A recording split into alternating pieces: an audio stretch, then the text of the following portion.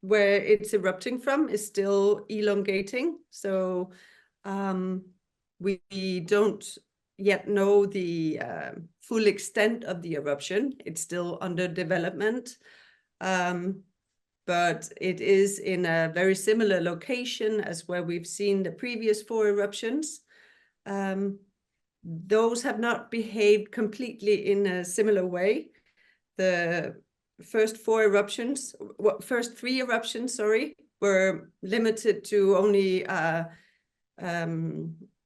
less than 3 days, whereas the 4th eruption actually lasted 54 days and only stopped 20 days ago. So this is the 5th eruption, and it's just a very initial phase. There's a lot of gas in the area, and we're just observing closely. The fissure is still possibly extending towards the Grindavik area. We can't say for sure by now if this is the final extent of the fissure, because it takes time for it to completely develop. It usually takes a few hours for it to stabilize. So we can't really say.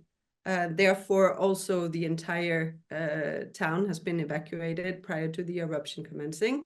There's a few people there just working on necessary tasks, but they are ready to evacuate immediately.